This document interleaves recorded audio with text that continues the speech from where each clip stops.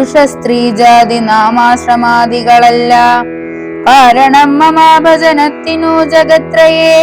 ഭക്തിയൊന്നൊഴിഞ്ഞു മറ്റില്ല കാരണമേതും മുക്തി വന്നിടുവാനുമില്ല മറ്റേതുമൊന്നും.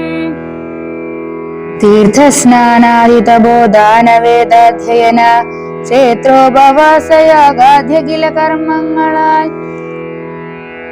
ഒന്നിനാലൊരുത്തനും കണ്ടുകിട്ടുകയില്ല എന്നെ മൽഭക്തി ഒഴിഞ്ഞൊന്നു കൊണ്ടൊരു നാളും.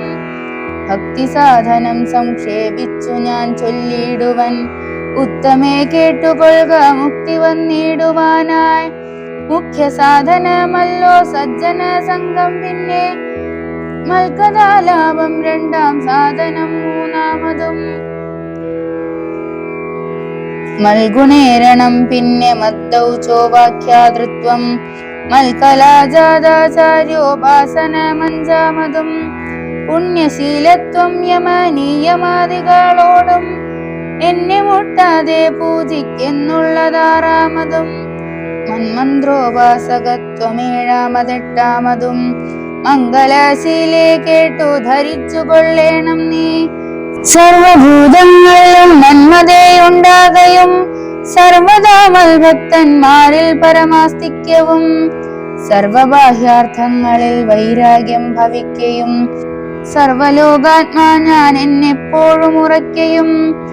മത്തത്വ വിചാരം കേളൊമ്പതാമതു ഭദ്രേ ചിത്തശുദ്ധിക്കു മൂലമാദിസാധനം നൂനം. ഉക്തമായിതു ഭക്തി സാധനം നവവിധമുത്തമേ ഭക്തി നിത്യമാർക്കുള്ളൂ വിചാരിച്ചാൽ.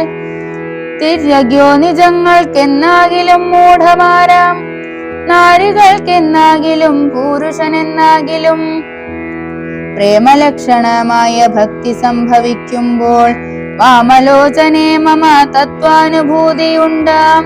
തത്വാനുഭവ സിദ്ധനായാൽ മുക്തിയും വരും. തത്ര ജന്മനേ മർത്യനുത്തമ തബോധനേ.